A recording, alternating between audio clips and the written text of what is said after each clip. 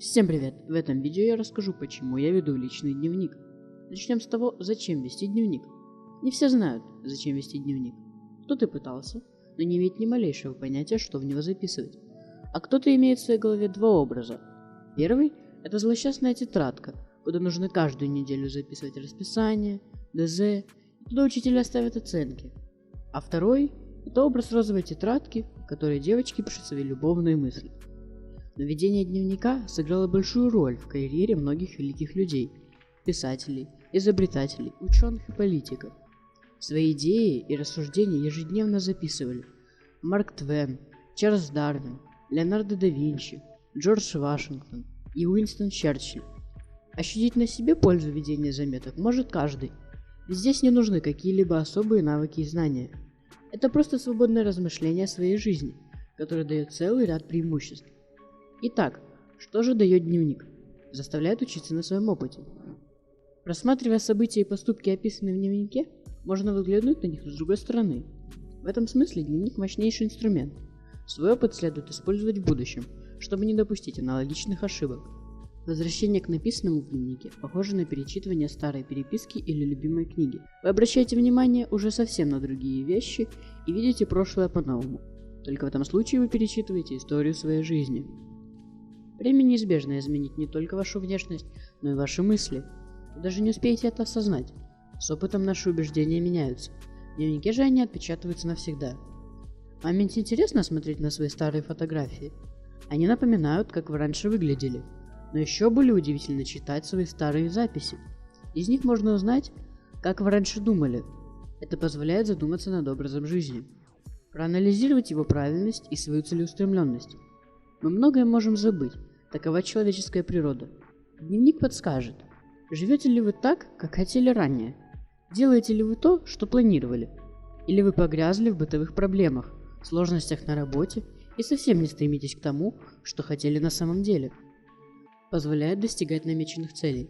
Все планы, мечты или желания должны быть подробно расписаны на бумаге. Незаписанную цель со временем можно забыть, отвлечься на другое занятие, отодвинуть ее на задний план в силу обстоятельств. А записанная цель обязательно прочно зафиксируется в сознании.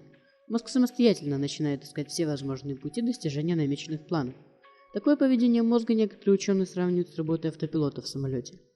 Если спросить людей, которые не смогли получить желаемого результата, была ли записана их конечная цель на бумаге, они ответят, что нет.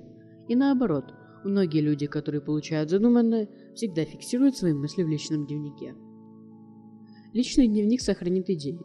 Время от времени всех людей посещают гениальные мысли, но если их не записывать на бумаге, они теряются и забываются. Чтобы этого не произошло с вами, заносите все гениальные мысли в дневник.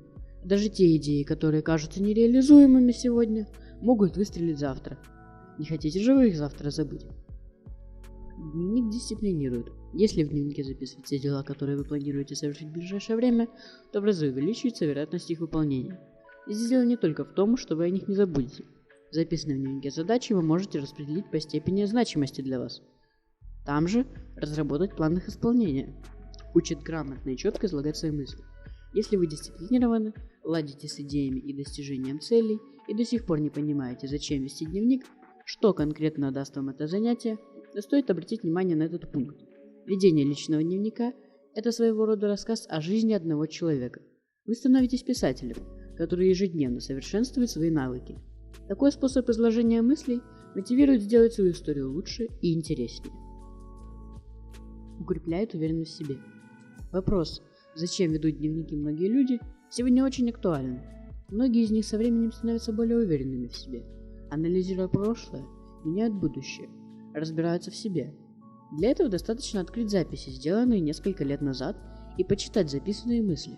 Это эффективный способ понять, насколько вы выросли в той или иной сфере, насколько поменялось ваше отношение к определенным вопросам, а анализ детского личного дневника способен не только зарядить энергией и положительными эмоциями после чтения умилительных проблем, но и найти абсолютно некомичное решение критических ситуаций в взрослой жизни. Бодо Шефер считает, что каждый должен вести дневник успеха, куда будет записывать все свои успехи. Как бы это странно ни звучало. Об этом вы можете подробнее узнать в его книгах. Избавляет от негативных эмоций. Не секрет, что все позитивные мысли, записанные в дневнике, приобретают особую силу. Таким образом, ведение личного дневника позволяет избавиться от грусти, зависти или злости. Если в течение дня у вас накопилось много переживаний, не стоит выплескивать их на близких. Нужно просто завести личный дневник и туда записывать все свои мысли. Поделитесь переживаниями со своим дневником. Это поможет не только избежать скандалов, но и разобраться в проблеме. Надеюсь, теперь вам понятно, зачем вести дневник.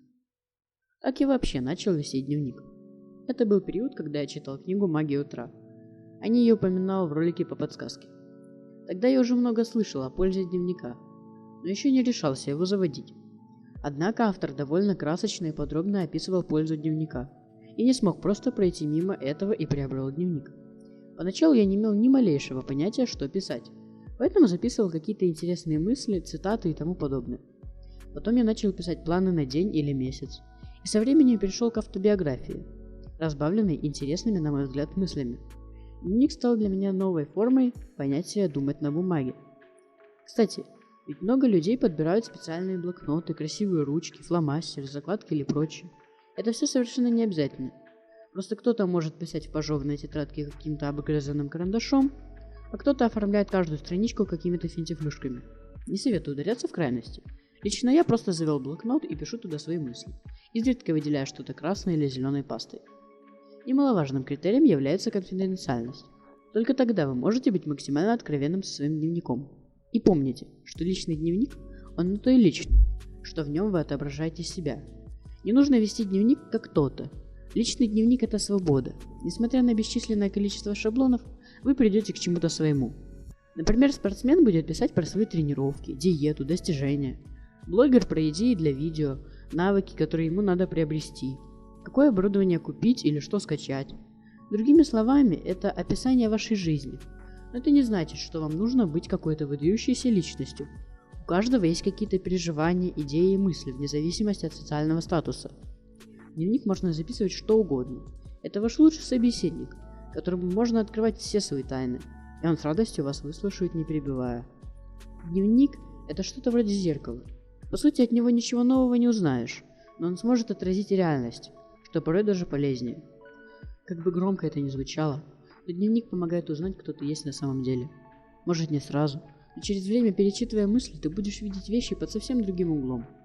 В заключение стоит отметить, что любое начало личного дневника – это скромные попытки записать на бумаге свои поступки и планы. Но со временем такое поведение войдет в привычку, и записи станут более чувственными и содержательными. От банальных описаний событий вы перейдете к глубинному анализу ситуации. Это поможет в совершенно неожиданных жизненных ситуациях. Попробуйте.